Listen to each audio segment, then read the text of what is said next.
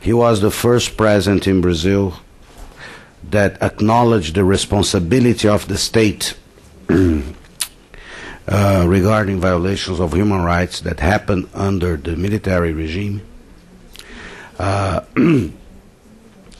President Lula, who succeeded him, actually under the presidency of Fernando Henrique, who had as National Secretary for Human Rights, Mr. Paulo Sérgio Pinheiro, who is joining us. There was a recognition of the responsibility of the state, and there were some payments that were made to victims of torture, victims of abuses, and to families of people that had disappeared. President Lula actually, later on, President Lula proposed the creation of a truth commission, but the discussion did not prosper.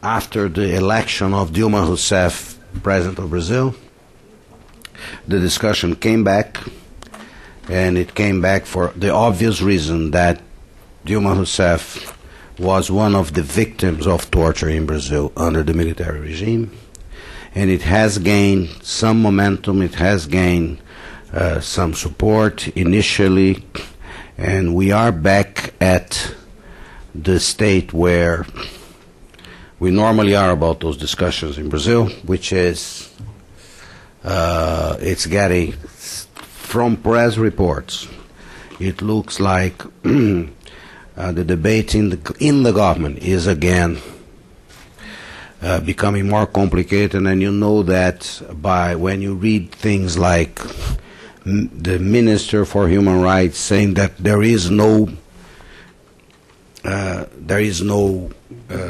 division in the government about that. It's a clear sign that there is one, okay, when you make that statement. We are joining also by Paulo de Tarso Vanucchi. He was the Minister for Human Rights under President Lula and led this campaign to establish the Truth Commission. We are also joined by Manuela Lavinas Picq. She is the Loewenstein Fellow at the Department of Political Science at Amherst College in Massachusetts, and by Sérgio Fausto, who is the Executive Director of the Instituto Fernando Henrique Cardoso. I would like to start with Paulo Tarso Vanucchi, that, as I mentioned, Minister of Human Rights under President Lula, and he is now a candidate for the position of Commissioner for the Human Rights, Inter-American Human Rights Commission. Traditionally, Brazil has had a presence there. That place is currently occupied by Paulo Sérgio Pinheiro, who, as I mentioned, it was Human Rights Secretary under Cardoso.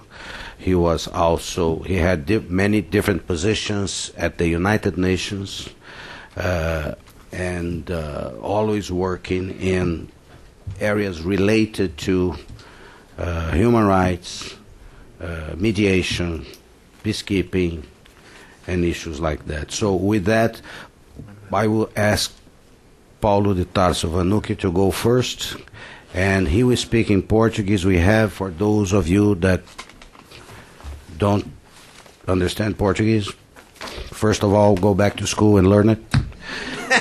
And in the meantime, we have simultaneous translation, and then we'll hear from Paulo Sérgio, and then from Manuela, and from Sérgio.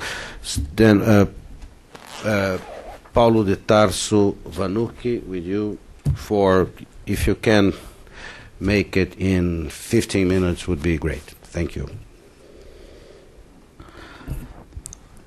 Obrigado, Paulo Sotero. Agradeço a organização desse evento, é uma grande honra, a alegria de estar nesta mesa aqui com Manuela, Sérgio Fausto, meu amigo, companheiro, guru, Paulo Sérgio Pinheiro, a quem então a nossa candidatura tem o desafio de suceder. E o tema da Comissão Nacional da Verdade é um tema que vive no Brasil de hoje, março de 2011, uma situação de plena evolução. Então, se trata de acompanhar, intervir, sobretudo no âmbito do poder legislativo neste momento, para conseguir a aprovação da lei ainda este ano.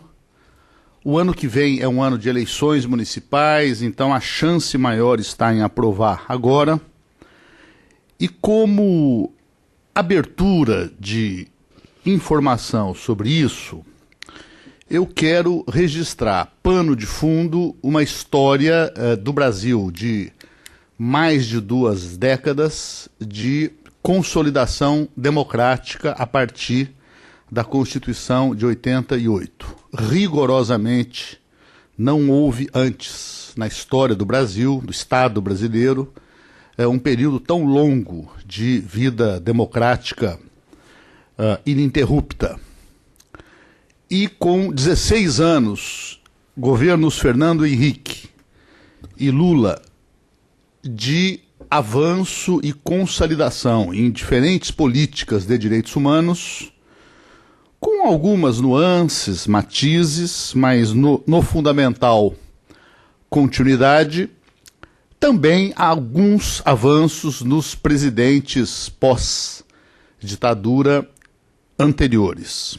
E agora começa um período novo, presidencial, em que, em parte por simpatia, em parte pelo jogo de uma imprensa que é, neste momento, uma imprensa bastante crítica em relação ao governo Lula, a novidade eu sintetizaria em a imprensa tratar algo como Dilma sim, Lula não. E, nesse sentido, a ida e o excelente discurso de Obama no Rio de Janeiro, evocando com força a história da ditadura no Brasil, a história pessoal de Dilma, e colocando, inclusive, essa transição e a transição de um país que constrói uma democracia, introduzindo políticas de combate à pobreza, como um exemplo a ser observado nesse momento tão difícil, que ele interrompeu o início de almoço para, no telefone, ordenar o início da ação militar na Líbia. E essa consolidação dos direitos humanos no Brasil ainda não chega ao patamar de o país poder festejar a situação de respeito básico, que ainda não é assegurado no cotidiano. Grandes avanços, e particularmente em 2010, houve provavelmente, sem juízo de valor, houve provavelmente o maior debate nacional que já houve sobre direitos humanos, num clima de muita histeria, de fundamentalismo, com a contaminação do processo eleitoral, reagindo ao lançamento do Programa Nacional de Direitos Humanos 3. 3 porque o primeiro, de 96, e o segundo, de 2002, são do período Fernando Henrique Cardoso, com muitas semelhanças com o 3, a participação direta do Paulo Sérgio Pinheiro nos dois, no segundo deles como o titular de direitos humanos no período. E é muito possível que um elemento deflagrador do debate, contrário ao PNDH3, tenha sido, sim, a inclusão como um eixo destacado a proposta de se criar uma Comissão Nacional da Verdade.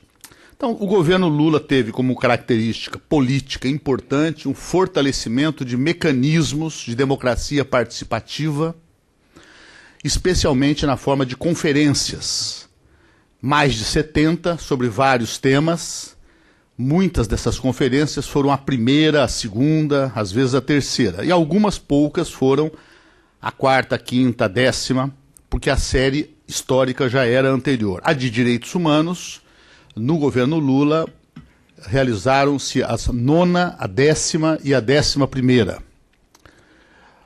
A primeira Conferência Nacional dos Direitos LGBT, a primeira e a segunda das pessoas com deficiência, a primeira e a segunda dos direitos do idoso, várias de outros temas, como segurança alimentar.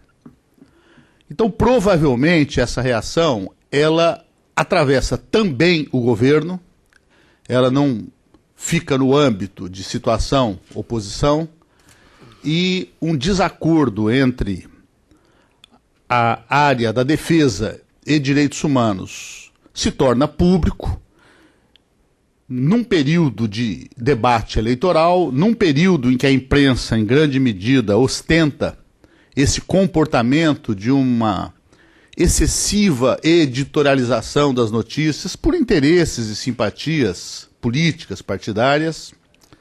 Então, o ataque, ele partiu do anúncio de que o ministro Jobim teria ameaçado ou apresentado uma ideia de demissão que mais tarde poderá ser debatido com mais distanciamento, sinais contraditórios. Houve uma conversa dele com o presidente Lula e até hoje nenhuma matéria jornalística conseguiu informar bem o que houve. Paulo, just one thing. He's referring to the Minister of Defense, Okay. Nelson Jobim. O PNDH3, ele nasceu da 11ª Conferência Nacional dos Direitos Humanos, que reuniu em dezembro de 2009, dezembro de 2008, 2.000 pessoas do Brasil inteiro, coroando as conferências municipais, regionais, estaduais. De algumas conferências estaduais é que brotou a proposta de introduzir uma Comissão Nacional da Verdade. Não estava no primeiro esboço e, democraticamente, a Secretaria de Direitos Humanos acolhe, trabalha, e um trabalho de meses discutindo com representação da sociedade civil os termos de uma assembleia democrática e os termos de um programa oficial de governo do Executivo Federal. Dificilmente podem ser os mesmos, há limitações constitucionais, legais, orçamentárias, dificuldades políticas.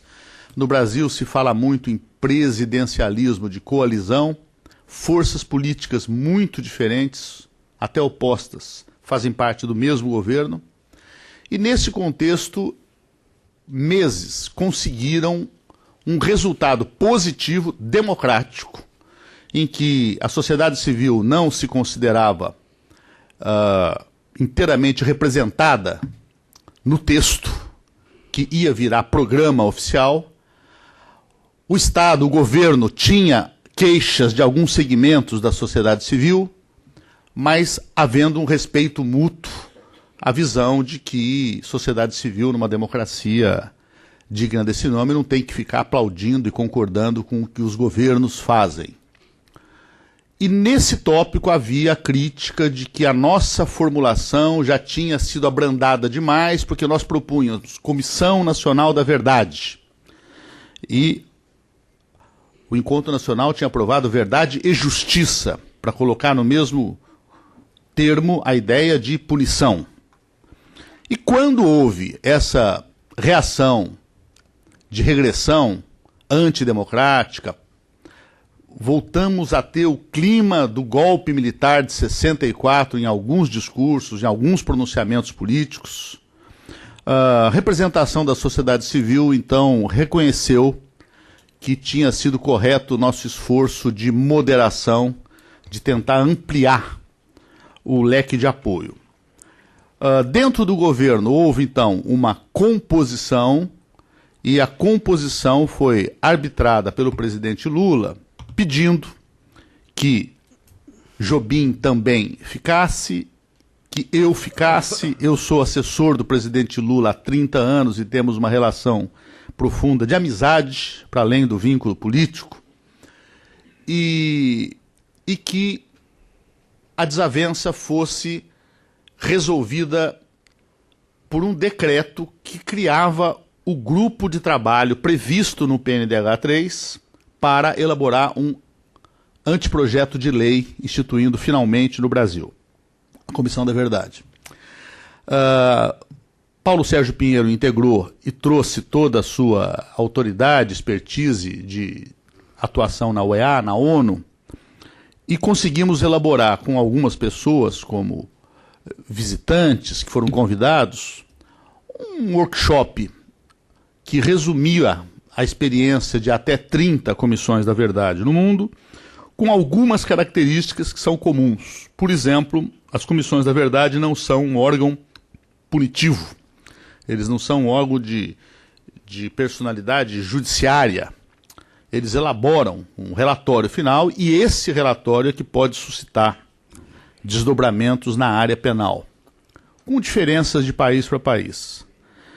A análise da comissão, o grupo de trabalho, é de que se chegou a um texto bom, um texto que no contexto brasileiro representará o fim do represamento do assunto e nas características peculiares brasileiras, porque as comissões da verdade seguem um parâmetro universal, mas elas respondem a características próprias específicas.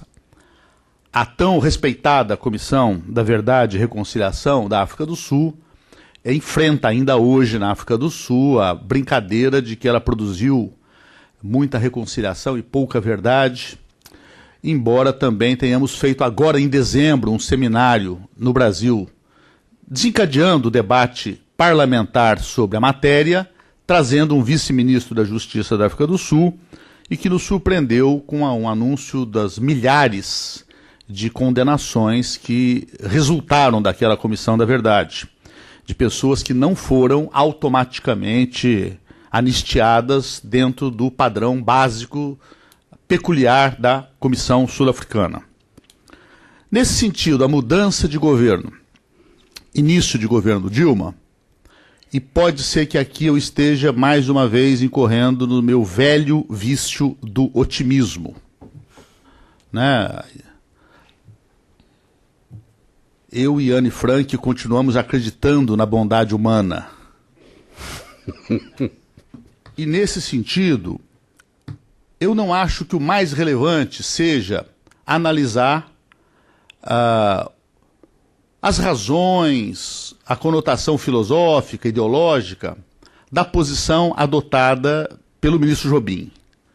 O que importa é que foi feito esse processamento e o debate tem que ser feito em torno do texto que os participantes desse seminário receberam.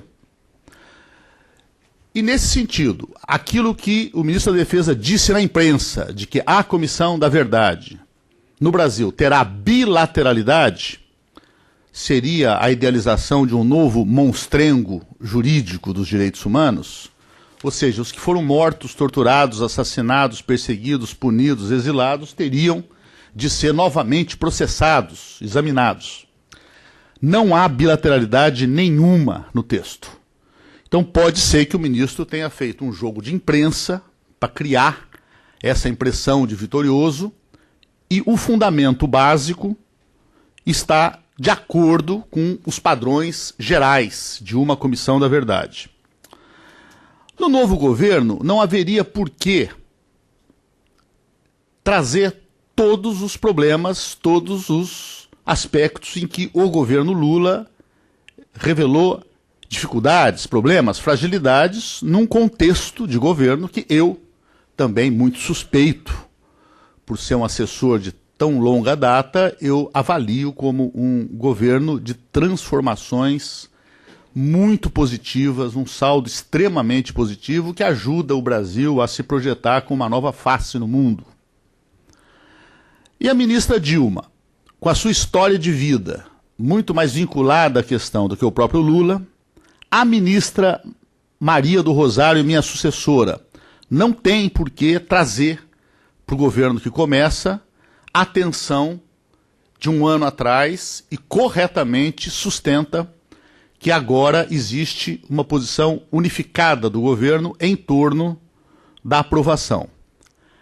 Temas correlatos: a decisão da Corte Interamericana de Direitos Humanos a respeito da guerrilha do Araguaia, que finalmente encerra um processo de vários anos e, entre aspas, condena o Brasil e estabelece algumas determinações, colocando um problema de primeira grandeza para o judiciário brasileiro, que eu não recomendo consultar imediatamente o Supremo Tribunal Federal a respeito disso, porque será altíssimo o risco de o Supremo, provocado já, terminar com uma decisão juridicamente errada.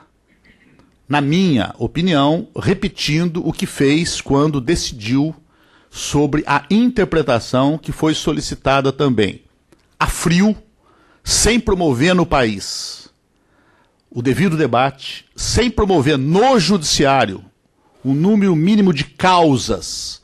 A Argentina, o Chile, o Uruguai têm centenas de causas, o Brasil não tem 4 ou 5.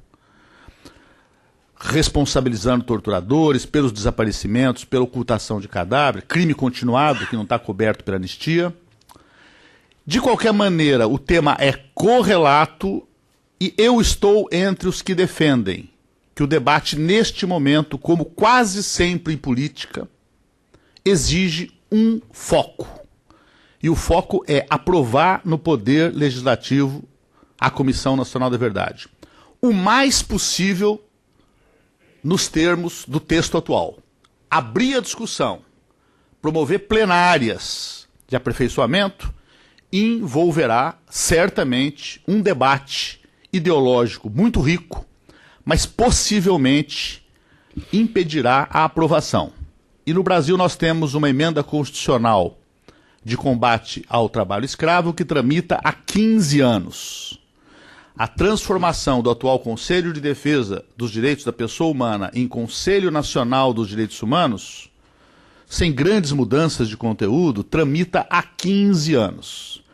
Então, se o Brasil aprovar em 2011, nos termos do projeto, 2 anos em que essa comissão terá de reunir pessoas de um perfil comparável ao de Paulo Sérgio Pinheiro, com essa experiência internacional e a bilateralidade que Jobim usou no debate de imprensa, não existirá num relatório final que, com certeza, terá de fazer menção não maniqueísta. O que houve no Brasil e em qualquer país vizinho não foi uma guerra entre anjos de um lado e demônios. Sustentamos a vigência de terrorismo de Estado, sim, mas no caso brasileiro não cabe investigar a atuação da atual presidente da República quando militante clandestina, embora seja indispensável que o relatório descreva o ambiente do período sem papri, sem se posicionar ideologicamente. Eu termino a minha fala colocando que, por mais importante que seja o tema dos mortos e desaparecidos políticos, a busca da verdade, resgate da memória e perseguição de justiça, sim, é indispensável a aplicação de justiça, sem que necessariamente justiça seja jogar todos os torturadores para que morram no cárcere. Existem formas de justiça restaurativa, existem penas alternativas, existe a criatividade política original que pode ser estimulada, mas pelo menos a declaração civil formal de que torturaram, de que foram responsáveis, conforme algumas instâncias do judiciário brasileiro já começam a fazer. Eu mesmo sou testemunha de acusação em um processo movido contra o principal torturador do DOI-CODE de São Paulo, responsável pela morte de aproximadamente 60 pessoas. Se esse tema é importante em si, o debate faz aflorar um problema mais estrutural subjacente, que é a transição das Forças Armadas brasileiras para o pleno constitucionalismo, se revela ainda inconcluso. As reações, seja do ministro da Defesa Civil, reagindo a pressões de militares, seja dos próprios militares, como um general do alto comando, chamado Mainar de Santa Rosa, que no calor do debate chamou a Comissão da Verdade de Comissão da Calúnia e foi exonerado pelo ministro da Defesa.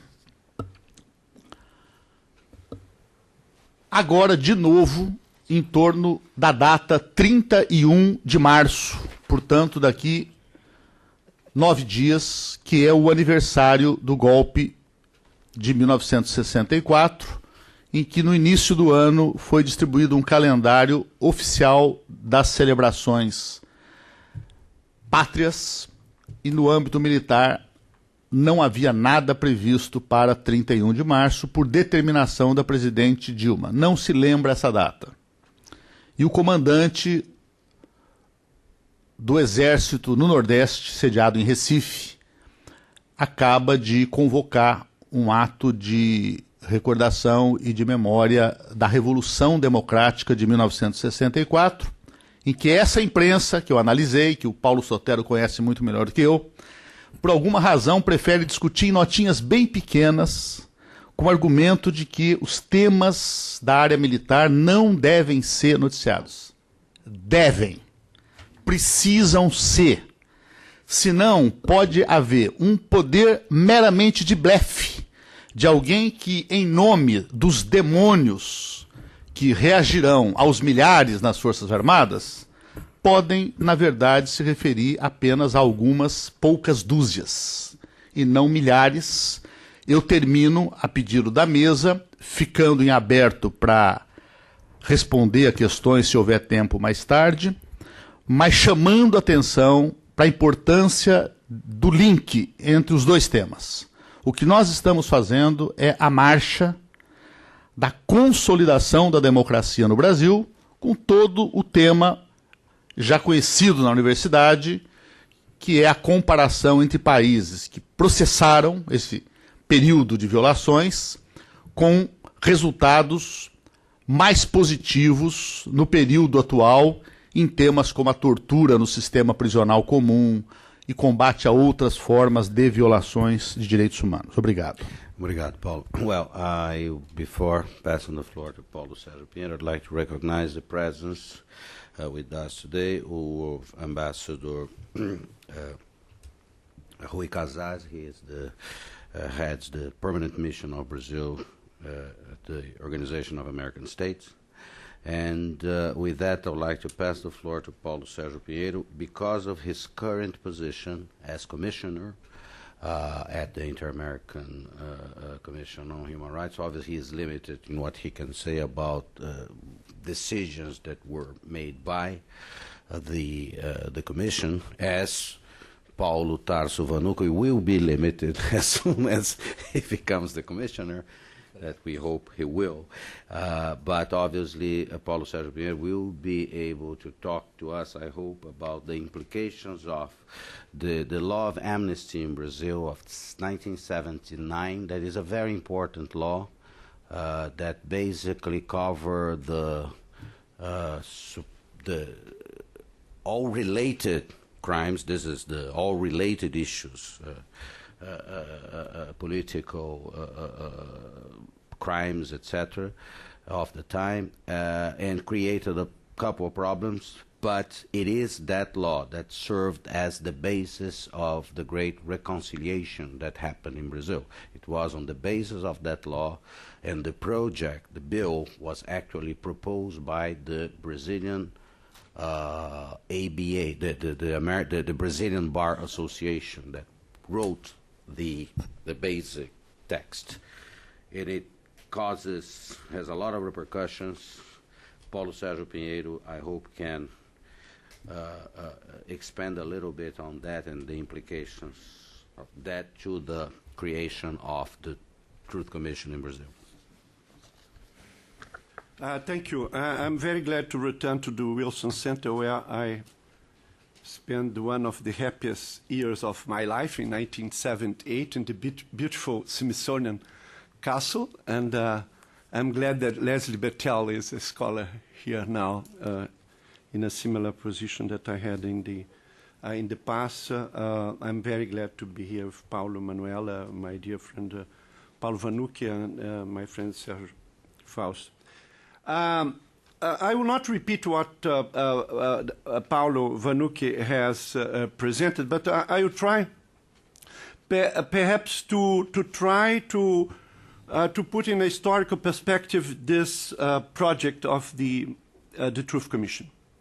Then I will say something about the previous initiatives before the presentation of this project. Secondly, I will try to also to explain perhaps you know, the Brazilian context where this debate, this difficult debate is taking place in Brazil. And at the last minutes, I will deal with the project itself, its implications, and something that Paulo mentioned, the complicator, that's not a complicator, could be a facilitator of the decision of the Inter-American Court of Human Rights. The first thing that I will say that is the situation, the project of the Commission is not initiating Brazil dealing with past abuses or settling account of tortures. Why? Because as the project recognizes, in 1995, Law 9140 was a foundational moment for this settling accounts with the torture. That was the recognition that the Brazilian state is responsible for the crimes committed by its agents.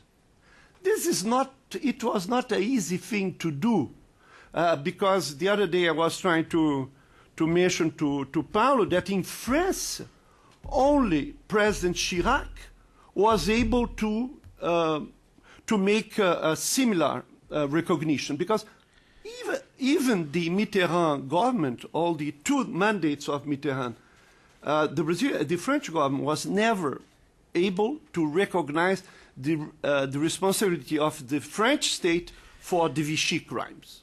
It was something strange that the history of France stopped in the beginning of Vichy, and then a new state appeared without any responsibility for what happened.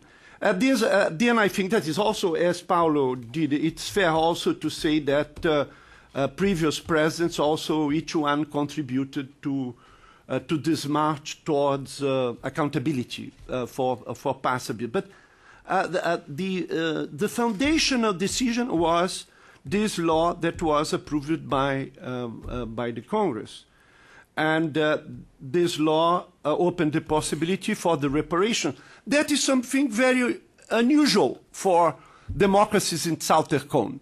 Very few democracies paid reparations for the families of the victims.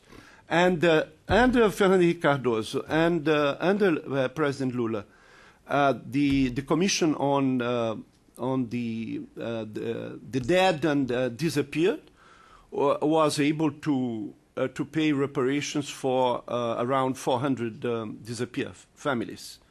And even some very controversial cases, as the cases of Marighella and Captain Lamarca, that in fact they were killed in a sort of confrontation with the police outside government facilities. But anyway, even these cases were recognized. Then there is no doubt that the Brazilian state today is responsible for the crimes. Then all this agitation by retired generals, and even this agitation of my good friend Jobim. And I try to repeat this to him, because I remember, Jobim, you were the father of the National Human Rights Plan 1. You were the minister. Then he has always to be reminded of that. Then all this agitation about... the Minister of Justice at the time. Nelson Jobim was Minister of Justice. Then he became a magistrate in the Supreme Court, and now he's the Minister of was Minister of Defense of Lula, and is the Minister of Defense of President Dilma. Then all this story of bilateralidade, these are things that cannot be affirmed, because it's very clear the responsibility of the Brazilian state and the recognition of the rights of the victims. Why we didn't propose a Truth Commission in '95? First, I must say that the right to truth and the right to justice and truth is something very recent. The other day I was reading an article about the origins of the right to truth, and in the article I remember that I was in a meeting in the Aspen Institute in 1980 that had the title State Crimes. Juan Mendes, Pepe Zalaquet, all our friends of Viviana and I were there discussing what to do concerning the torture, the killings, the disappearance by the state. It was not consolidated, this right to truth and the right to truth and justice. Only in the last 20 years, the 40 truth commissions having been established. It was not something requested. It was not a demand by civil society. It was not the Fernando Henrique government was refusing to do it. This was not an issue even when we were colleagues at the parallel government of Lula. This was not an issue. I don't remember anybody bring any person asking for a truth commission. Then this is something extremely recent. And of course, as Paulo said, now during the preparation of the National Human Rights Plan number 3, it was something that raised from civil society. It was a request from civil society, and then it was included in the plan. Just an anecdote. To demonstrate this continuity of 16 years, one of the piece of evidence that for the first time in Brazilian history, a government publishes a plan or 2 plans prepared by the previous government. And what is more strange, that the PNDH3, to facilitate, published even the introductions by Fernando Henrique Cardoso. Then he published the number 3 with the 2 plans, with the 2 introductions of Fernando Henrique Cardoso. This is, I think this is very powerful in terms of saying that there was, of course, there were progress. Of course, the preparation of the plan number 3 was much more sophisticated and much more elaborate and much more democratic than the plans number 1 and number 2, precisely because of this accumulation of experience. Then the second point that I'd like to mention that is very much linked to this, why the Truth Commission was not an issue under the Cardoso government,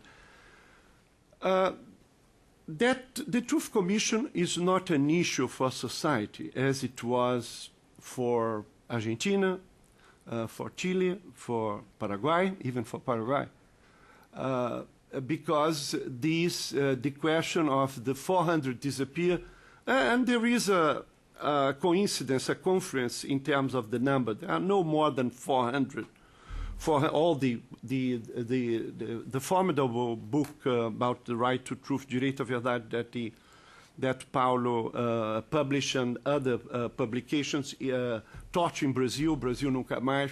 These are the numbers. Then this was never a national issue in the public debate.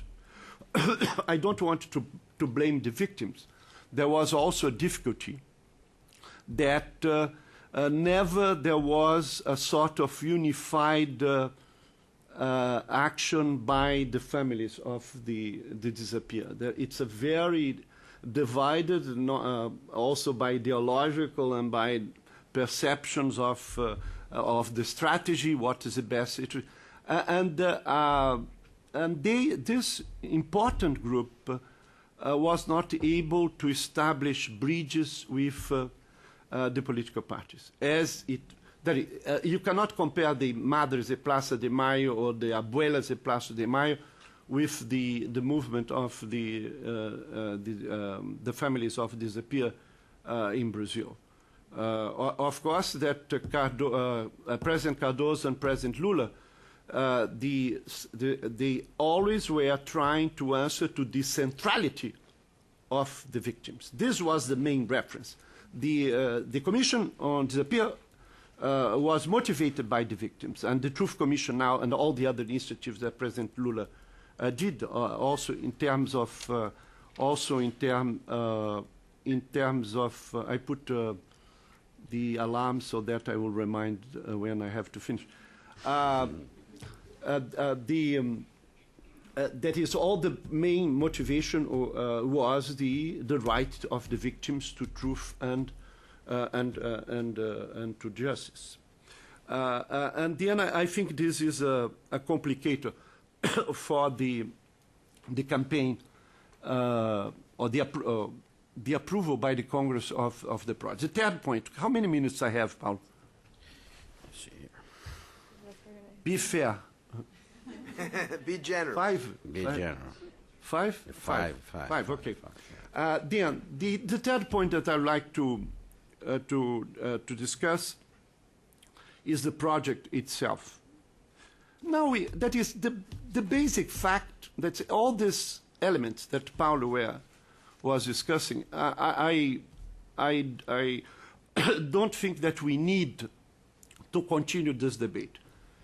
I must confess that I was not very happy when President Lula decided to take the project from the Human Rights Plan number 3. In fact, I was really angry. Really. But then he decided to send the project to the Congress. That's very democratic. Even if our parliament has some problems, what a parliament has no problems. And it was the same strategy that President Cardoso decided in terms of sending the project to the Congress. I agree entirely with Paulo is that first we have to consider that this project is the result of a compromise between Jobim and ourselves, the other people in the working group. That is Minister Dilma, and after her successor, Paulo, the president of the Commission on the Dead and Disappeared, the president of the Commission of Amnesty, and myself. This was a very hard discussion, very hard. Every comma, every word here, it's a sort of mine. If we began to change, and the Procuradores Gerais da República, the federal public attorneys, they prepare a document, of course, criticizing the project. Of course, there are many things to be improved. But Jobim said and wrote to me saying that this is the project. This is it. There is no more discussion on the profile of the Truth Commission. That is the definition of the period of consideration of the Commission was very careful, taking consideration one provisional decision by the Constitution. The project the Commission has no prosecutorial or judicial role. As Peter knows better than I, most of the truth commissions, they don't have a prosecutorial and judicial role. We have very much discussed this with Peter, with Juan Mendes, with a lot of friends that came for this seminar before the preparation of the office.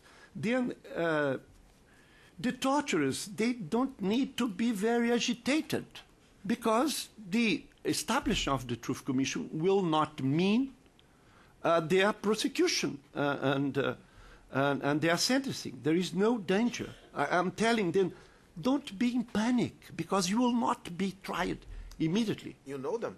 Of course. No, everybody knows in the public. I don't telephone to them, Sérgio, but I say this. Their names were in the media. In the media, yes. Don't be afraid. But, of course, they are not convinced, because they know, and we know also, but we don't say, that, of course, as an extension of the Truth Commission, you have a report. Probably you have names. I don't know if the Commission will publish or not.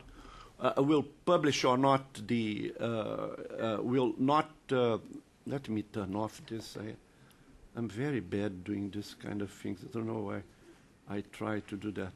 5 times 5. It's almost. Then, of course, there will be consequences. The last thing, the last minutes, the decision by first decision by the Supreme Court. Then this is completely off the record, because I can do that.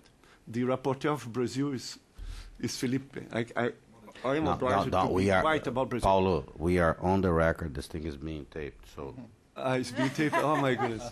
No, then I have to be very diplomatic and polite. Yes, be please. I am afraid that the decision by the Brazilian Supreme Court was a decision that is not illuminated by the jurisprudence of international law. This is. That's perfect. I think that even who will approve this. The man is I am diplomat. afraid that does not comply to the present inter-American international standards, because every self-amnesty is null. It cannot be. It's not valid. This is the doctrine.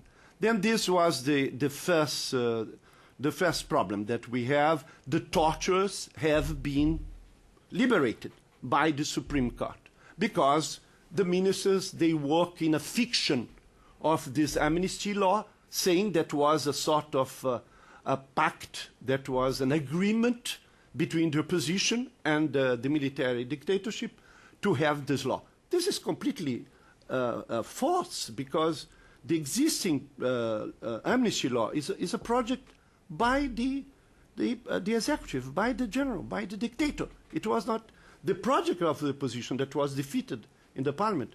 It is not the one that all the ministers but two decided to invoke.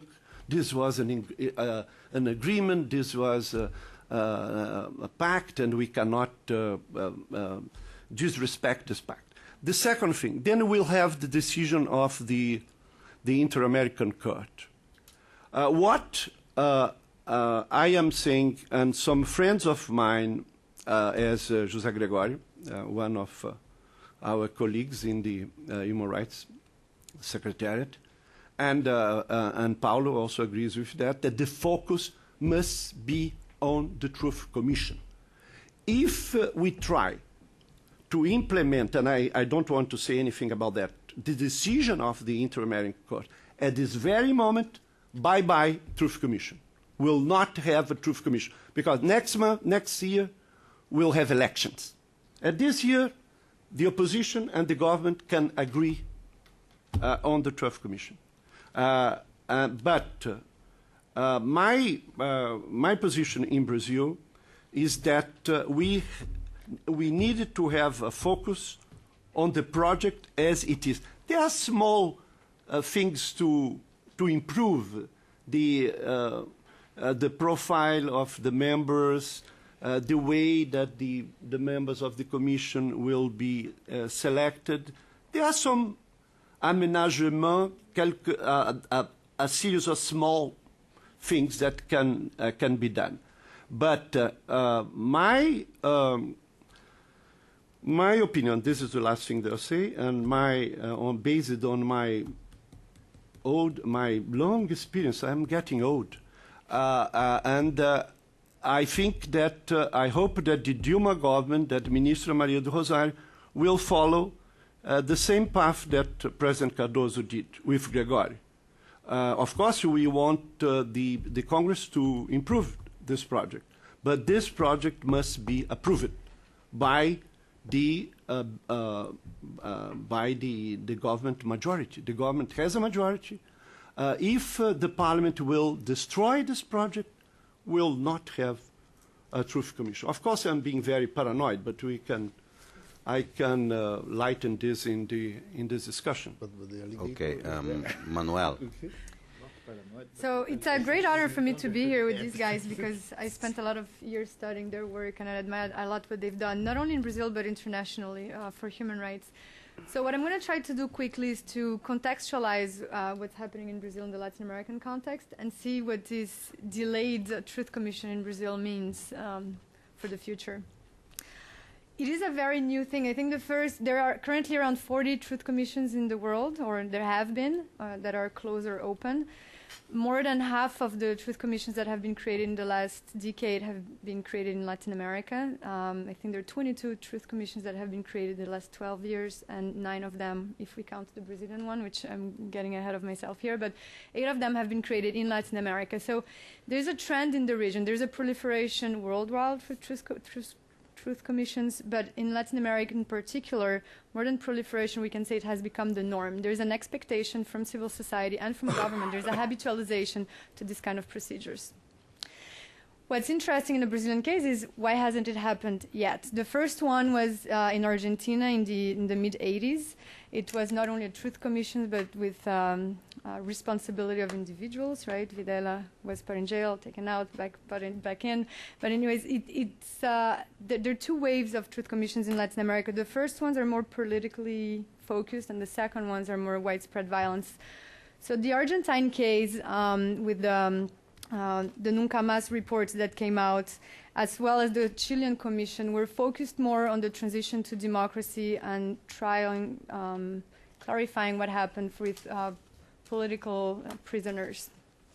The second wave of Truth Commissions that comes in the 90s, the most famous one maybe are El Salvador, Peru, and Guatemala, were more widespread crimes. They were also in the context of transitions to democracy, but they were less focused groups of political prisoners, and there were more widespread violence, often with a very strong ethnic and economic component. Right? So, these last 3 commissions have been less focused on the military dictatorship and more focused on how to repair or redress socioeconomic inequalities for indigenous populations. In Guatemala, I think 83% of the crimes that were put forth were among Maya populations. Same thing in the 90s with the Shining Path. Right? So it's a different process. The content in the Brazilian case is not diffused. It's focused on specific populations. So let's look at the Brazilian specificities. First, delay, and second, the format. Brazil is the country in Latin America that has most vanguard in international human rights. It was the Brazilian delegation that drafted the '93 Vienna Convention. Brazil is the country that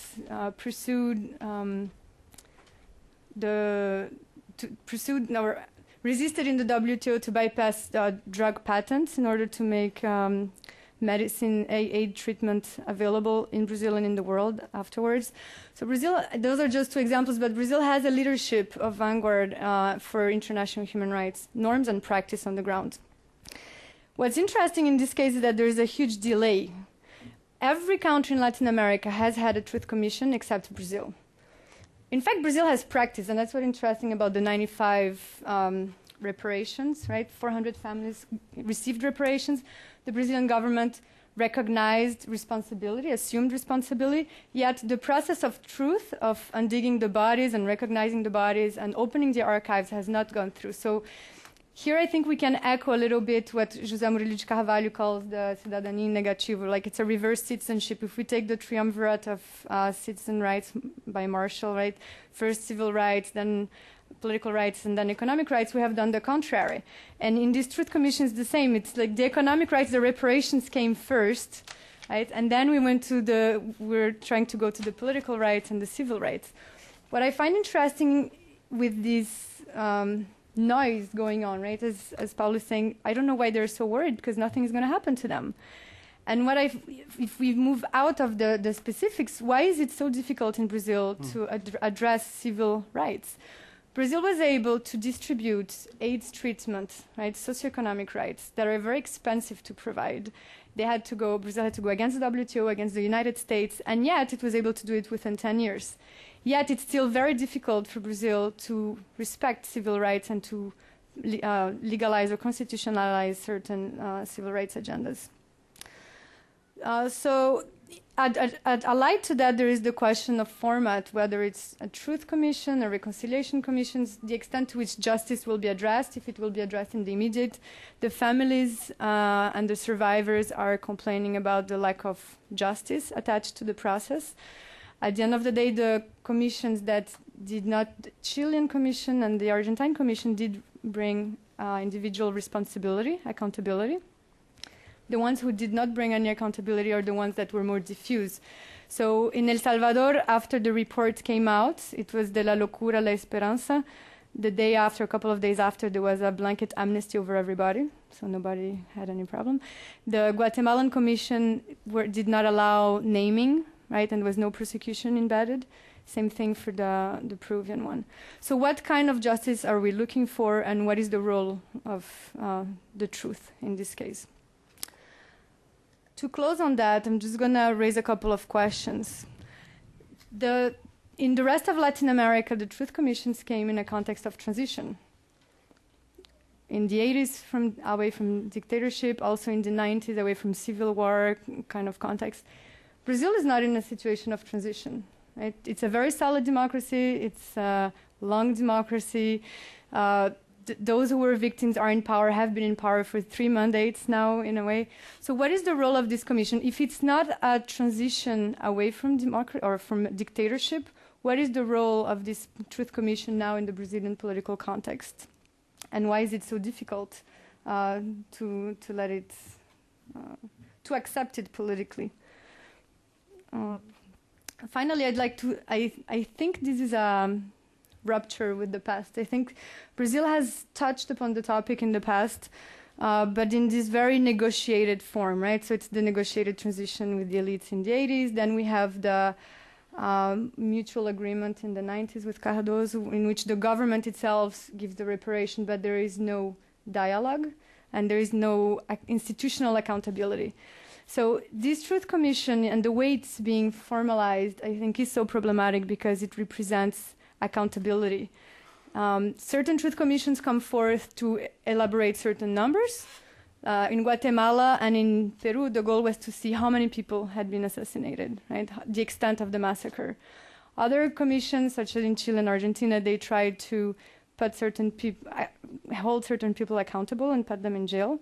What is the goal of the Brazilian Commission? Right? And I have the impression that the goal is rather institution building, and it's more about the future and of Brazilian democracy and an ethos of human rights in the public arena. Sérgio, I invited Sérgio here because he's sitting there downtown São Paulo. He works for former President Cardoso, who obviously I think that Cardoso and I would say even Itamar Franco, they were all on the same page on this. The question is how to approach this very painful, difficult subject. So I wanted to, as a non-expert, how you reacted to all of this. Okay, thank you, Paulo. I must say that I have sort of parachuted in this seminar upon invitation, and I feel sort of forced to come because, you know, an invitation from Paulo for me is an order, like yes. a command, right? So I'm here. But as Paulo have just said, I'm not an expert. I don't follow this issue closely. So what I have here are more questions than anything else, right? I don't have a remark, a comment to do here. I will pick up where Manuela left, which is it's not clear to me, and maybe this is the reason why there is some agitation in the military. It's not clear to me as an outsider, let's say. Even though I'm a Brazilian, I'm an outsider to this topic. And as a footnote, it must be said that political repression in Brazil was in a much smaller scale than in other countries in Latin America, and that makes a lot of difference. You know, we are talking about correct me if I'm wrong, the two Paulos here. The numbers in Argentina, for instance, are if you add disappeared to dead people, it's about 30,000 people, right? In Brazil, we are talking about 400, and that makes a lot of difference in terms of the impact of these events in society. In the whole society, right? This is an important thing. So this is not an issue that is, from the perspective of the majority of Brazilian society, this is not a big issue. That's my impression. That's one reason why it's so difficult to push this through Congress, right? You have resistance on one hand. Organize it, and on the other hand, you have a very diffuse attention paid to that subject. But my point here is, what is exactly the goal of this commission? Hearing to Paulo Sérgio and to Paulo Vanucchi, I get a little bit confused. First, what is on the table here? Are we trying to judge the role of the military in Brazilian politics in the past, the role they played in the breakdown of democracy in 1964? Is this at stake or not? Second, are we trying to know the truth about the political repression in Brazil without no punitive implication, or there is a possibility that this commission will pave the way for some kind of punitive measures against retired generals or people linked to the military? I think this is not clear, I can say, to the Brazilian society. Right? Why is that so important? Why this question was raised now? Right? It's not clear. From an outsider perspective, it's not clear. Right? And which are the ultimate goals of this commission? I think there's sort of, one might say, I'm playing the devil's advocate here, right? One might say that you may have a hidden agenda there, right? So I don't think the agitation or the fear in the military is completely groundless. It's difficult to put myself in the shoes of the military. I'm a civilian. My father was in jail during the authoritarian regime in Brazil. Oh my heart is with them, right? But trying to put myself in their position, I think there are maybe some elements in the air that trigger this kind of fear that reverberates into political agitation. I'll leave it here. Yes, Sérgio started a round of questions. Actually, I would like to add one, which is, could it be the objective, as you call in America, closure? I was in Brazil recently, and I saw a television program, and a mother from the Araguaia region asking for, I wanted something from my son's body. I need a piece of bone. I need something because I want to bury him. And maybe this is the extent. It's another hypothesis, not anything that people would have to fear about. Let's tell the story and end this chapter, this horrible chapter of our history, with dignity. And I think that's another hypothesis. Now, I'm going to go around. Peter, would you like to say something? Thank you so much. Peter Kormler, National Security Archive. It's such a great panel and an important topic, and there's so much to respond to. But I can pick up and go all the way down, but I want to pick up on Sérgio Fausto's last point about the military having some basis of agitation. But the truth of the matter is that 99.5, 0.6, 0.8% of the military don't have any basis of agitation because they're not the people responsible for what happened in the 1970s. We're only talking about really a few surviving generals and captains and lieutenants who might still be on the face of this earth to face the accountability that we're all discussing. So as an institution, it seems to me that a modern Brazilian military should stand up and say, we are a modern Brazilian military, and we want to know what happened in those years also, and we will do our best to find out. And if a few of our ranks from way back then are accountable and culpable, then so be it.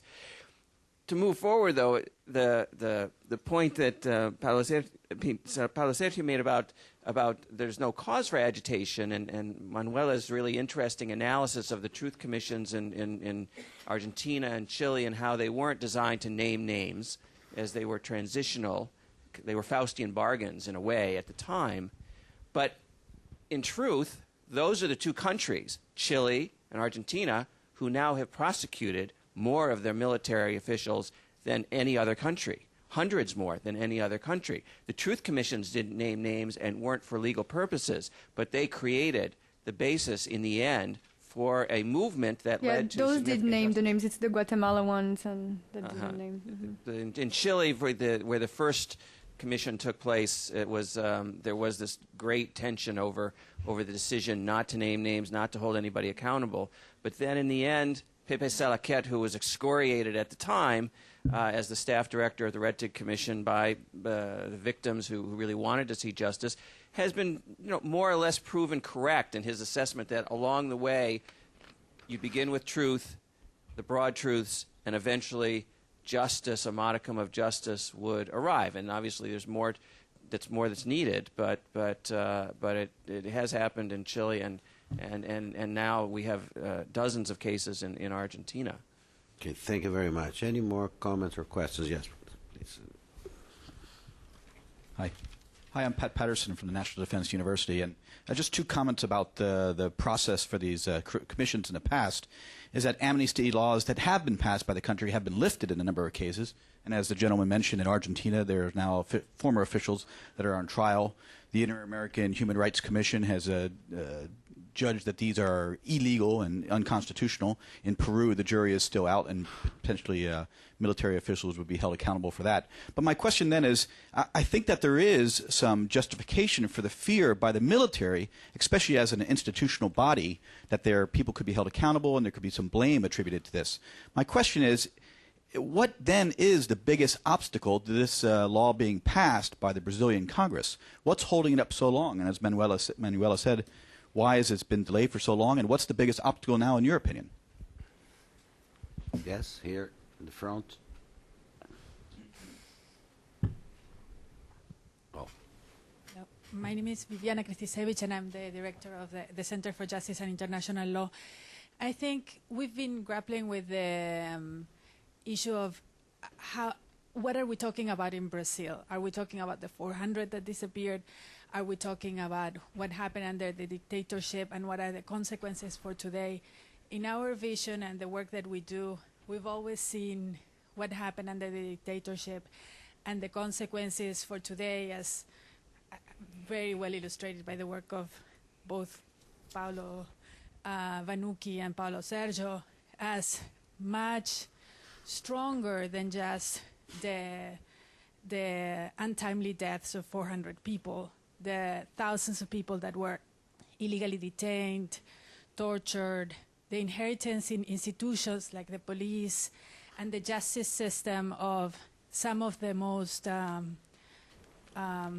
anachronic tendencies, the use of torture, the lack of a profound democratization of those institutions, the fact that a general today is able to still stand up and say that he's going to celebrate the day of the coup is really worrisome, and I think it illustrates how this full transition to democracy still hasn't really happened in some sectors of society.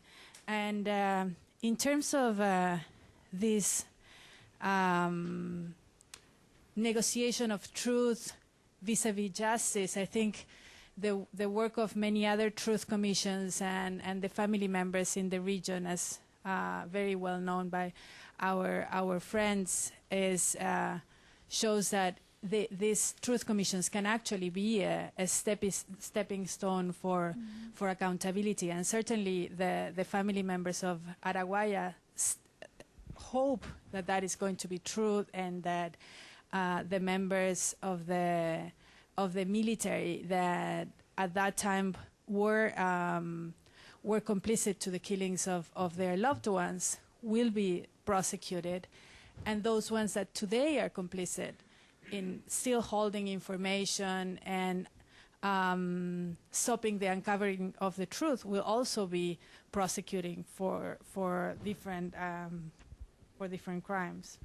So, and I was very curious about what Paulo Vanucchi was saying about the issue of justice, because many of us that are concerned about the execution of the judgment of the Inter-American Court in Brazil see that we have no control over the OAB or the family members or anybody. So it might happen, and it will happen, that people will still keep on working with the justice system, presenting claims to local prosecutors for the investigations of the crimes pursuant the execution of the decision of the Inter-American Court. And so my question is, what should be a smart strategy for the government in terms of ensuring the replacement of some of the members of the judiciary, the Attorney General, the Fiscal Geral, for enabling those changes to happen? In Argentina, change ultimately happened when the Kirchner government changed the Supreme Court. Okay, thank you very much. Yes.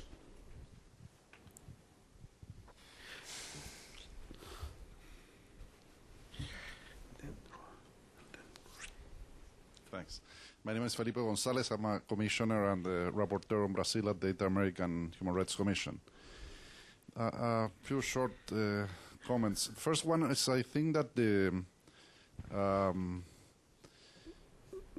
fact that the Inter-American Commission and the court have issued these decisions in the Araguaia case so many years after these violations occurred, it has to do with the fact that for a long time Brazil wasn't fully a member of the Inter-American human rights system. In fact, it was one of the latest of the latest states in Latin America to recognize the court's jurisdiction, which were in '98. Only Mexico and Brazil were the two which recognized later the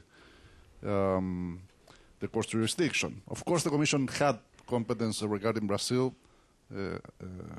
since Brazil was a part of the OEAs, but the Commission didn't play a very strong role regarding Brazil as it did regarding other countries in Latin America for a long time. In fact, many organizations from the civil society in Brazil, most of them didn't bring cases to the Commission either until 10, 12 years ago, in a broad range of matters. So I think that that explains to a certain extent why the inter-American system was not so vigilant about the situation in Brazil as it was about other countries in Latin America. The second, concerning the follow-up of the Araguaia judgment, I would like to share with you the fact that on many occasions, especially these amnesty laws in Latin America, the decisions made by the Commission and Court have been looked at mostly symbolic at the beginning, at the time they were issued. For instance, when the Commission issued its decisions on the amnesty laws in Uruguay and Argentina, and in Argentina in '92, there weren't many expectations that that would have a real impact.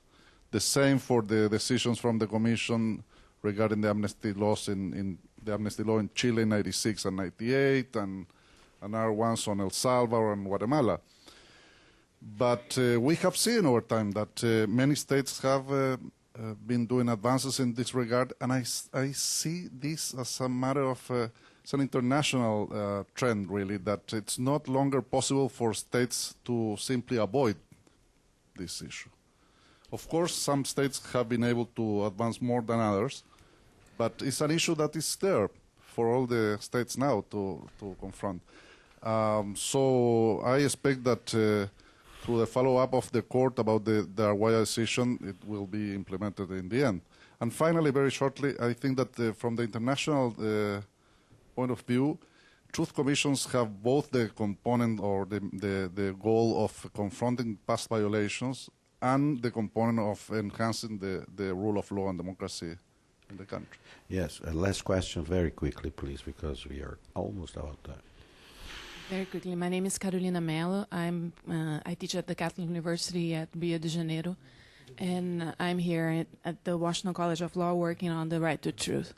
And if we say that the judicial power is very selective, we can say that truth commissions are also very selective.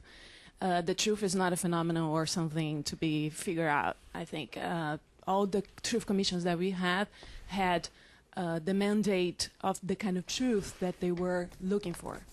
And that is my question in this sense, because Brazil has a very particular profile. There was reparation, and they said there is reparation, but it's impossible to have reparation without having truth. So we had kind of a certain limit of truth. And what is the truth that we're willing, or what is the truth that is still to be acknowledged? And in this sense, many truth commissions had the truth of the role of the judiciary, the truth about the role of the armed forces, and many truths that can be at this kind of the report. So the first part of the question is, how is the truth commission to deal with the other truth commissions, as I may say like this, as the other ones that dealt with reparation, the two of them, the death and disappeared, and the amnesty law. If they had some kind of truth, how can this truth commission deal with this? And is there kind of truth planned or actually talked about naming, or to create a prosecutor office, as the Peruvians said, and to deal with this kind of truth with the individual truth about the cases? Well, thank you. I would like to invite Paulo Sérgio to start, because I think he has to leave promptly. Okay, I'll be very brief. I think that Viviana answered very well what some of the questions of Sérgio, because it doesn't matter. They were only five, I will not even use this adverb, only 400, because in fact thousands of people lived on under the terror of the military. Thousands and thousands of people were detained illegally, and this torturers, they are and another myth that sometimes we forget we have in Brazil is that the only one side will be considered. No, all the young militants, the activists, political activists, they were prosecuted, very long sentences of 4 and 10 years.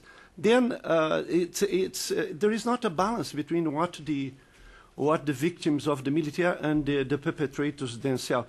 then I think that is an obligation of the Brazilian state to complete the cycle of accountability in a democracy. That is, the recognition by Cardoso with, about the responsibility of the state must be completed by the truth, an official truth, a democratic official truth about what happened, all these myths that are being revisited.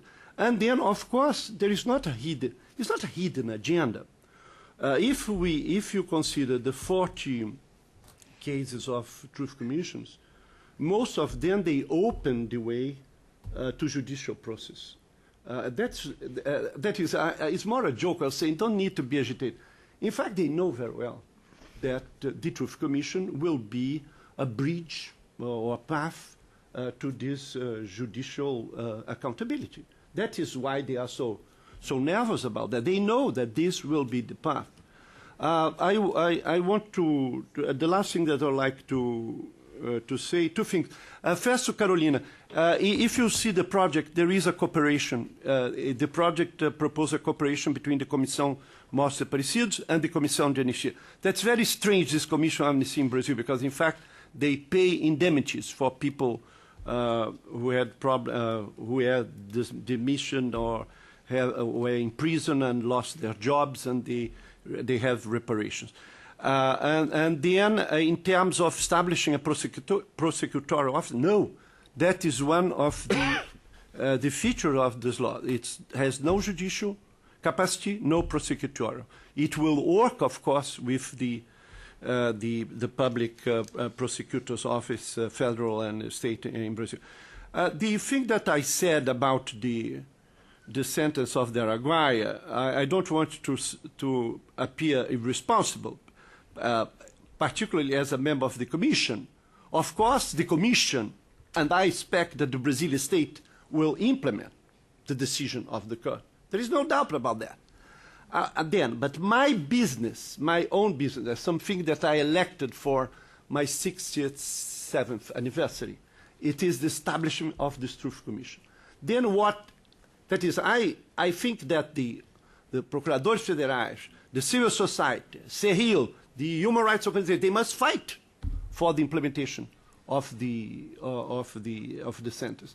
But in terms of strategy, to have a Truth Commission this year, my focus is to try to convince the foundations of the majority, the government majority, to approve as soon as possible this project. Because if not, will not. That is, perhaps I am wrong, but if we'll try to, at the same time, to fight for the implementation of the sentence. As Felipe, I agree entirely with what he said. A decision, as in Cardoso government, we said the decisions of the Commission and of the court. There was no case at the court. We tried not to have one case at the court until the end of the Cardoso government. We said about the decision of the Commission. The decision of the Commission we don't discuss. We implement. That is what must be the endeavor of a democratic government. Then I said, of course, I think that is necessary that the decision be implemented. But I said in my own strategy, my own cooperation, modest cooperation for the future establishment of the Truth Commission, I think that we have the best of our efforts to the Parliament to approve this project. Paulo Vanucchi. Então, desde janeiro, 3 de janeiro, eu não sou mais ministro e retomo a linha da minha vida, que é uma linha de militante político. Não sei se o Brasil terá sucesso na candidatura, pode ser que eu venha trabalhar na comissão ou seguirei em outras esferas. E aqui eu posso voltar ao que foi o centro da minha militância, que é pensar caminhos estratégicos para os países, para os povos. Porque o que há de muito possível na nossa vida é nós munirmos da nossa condição momentânea de um cargo e eu, como ministro, pensar só como ministro. Eu, como sindicalista, pensar só como sindicalista, ou eu, como um militante de uma organização não governamental do direito, pensar só como? Se cada um pensar só a sua parte, abandonamos o exercício de alteridade, que é fundamental na ideia democrática e na ideia dos direitos humanos. Eu dei uma entrevista em dezembro, despedida de governo, em que eu dizia na entrevista na Folha de São Paulo: o Jobim não é fascista e não é canalha.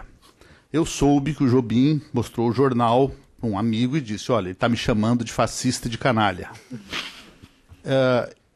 Eu dizia, e aí no cotejamento com 400 famílias, ou 30 mil, ou 250 mil, é importante situar e não associar Jobim a Videla. Porque se fizermos isso numa demonização, o inimigo é sempre empurrado para uma posição que não é a história anterior, quando Paulo Sérgio lembrou, ele era ministro da Justiça no período em que o marco fundante dessa caminhada, a Lei 9.140, foi elaborada. E, dando uma aula inaugural na Universidade de São Carlos semana passada, um professor muito respeitoso comigo me valorizou, mas disse que eu tinha sido derrotado pelo Jobim. Eu falei: eu não aceito que eu fui derrotado, porque a luta não terminou.